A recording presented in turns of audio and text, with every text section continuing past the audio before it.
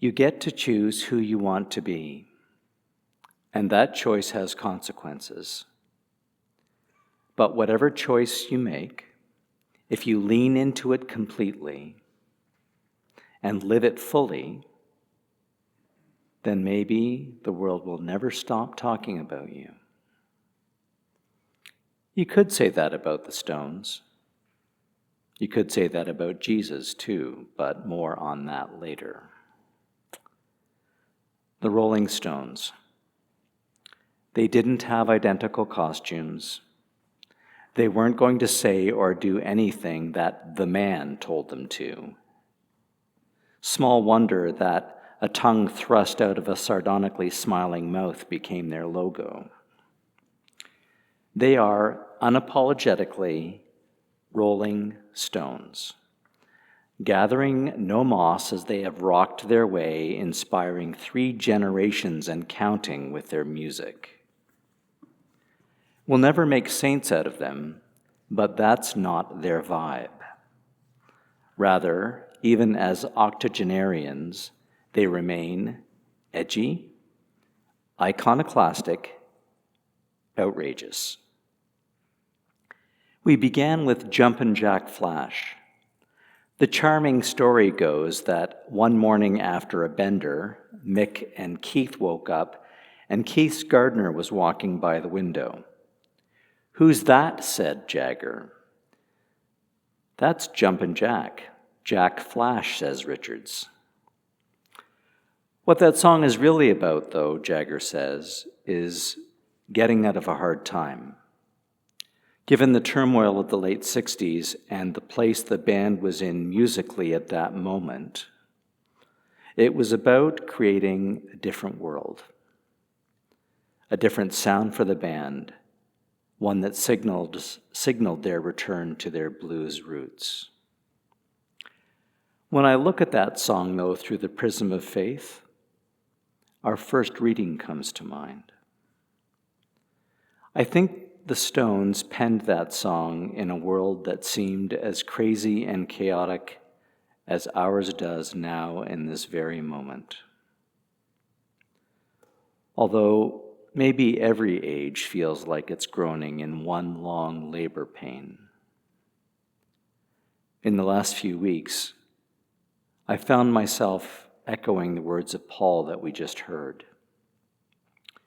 We do not know how to pray as we ought, and we all look to the Spirit to breathe some wisdom and some hope into our world, and that Spirit intercedes with sighs too deep for words. In times like these, it's tempting to want to go back to the innocent simplicity of our youth. But there is no going back, of course. Part of being a person of faith is to commit to living in the now, facing the challenges that are before us with faith and hope that God will redeem them.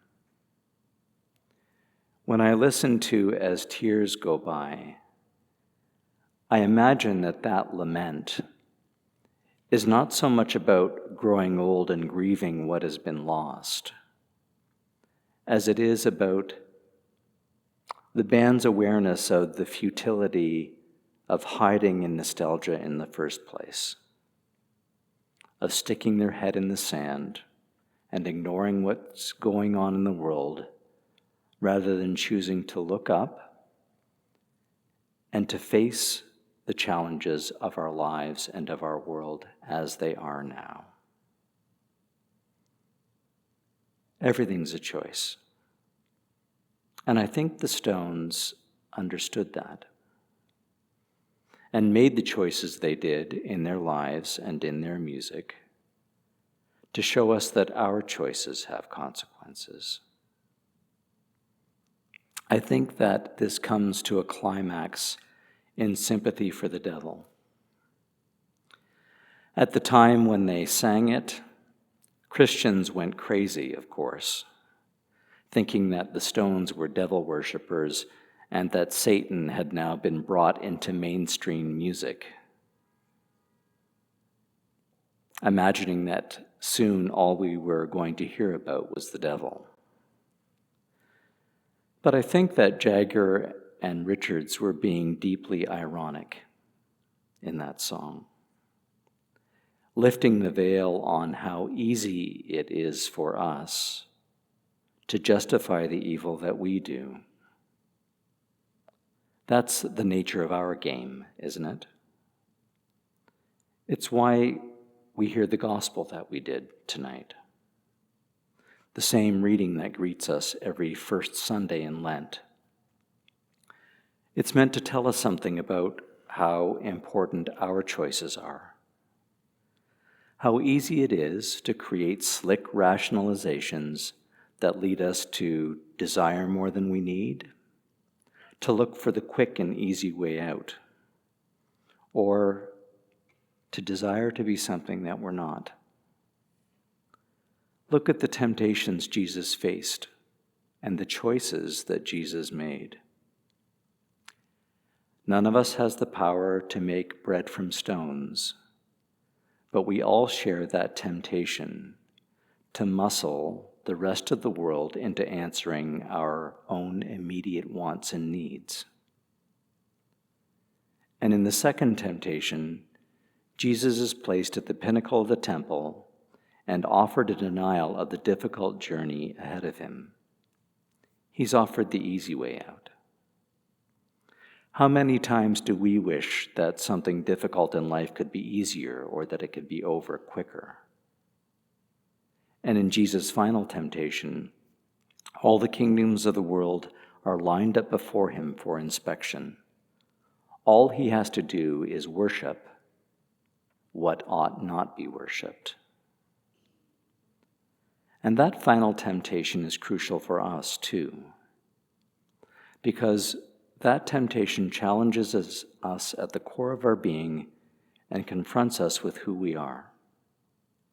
The question that temptation challenges is, where does God leave off and where do I begin? What control do I really have over my life, if any?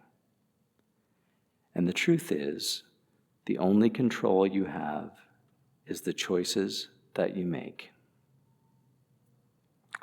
Right now, in the world and in our lives, I think we are in for a time when everyone's going to be called on to make choices.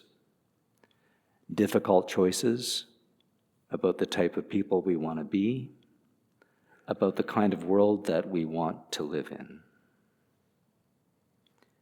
I'm fascinated by how the Rolling Stones have interpreted the world around them and given voice to what they see in their music for the last 6 decades. Whatever you think of them, however you take their music, they've always been authentic, faithful to who they were, and committed to the choices that they made. I'm not saying they're like Jesus, of course. They remind us, or will remind us shortly, that we'll never make saints out of them. But they have been able to shine a light in the darkness of this ever-changing and uncertain world. Amen.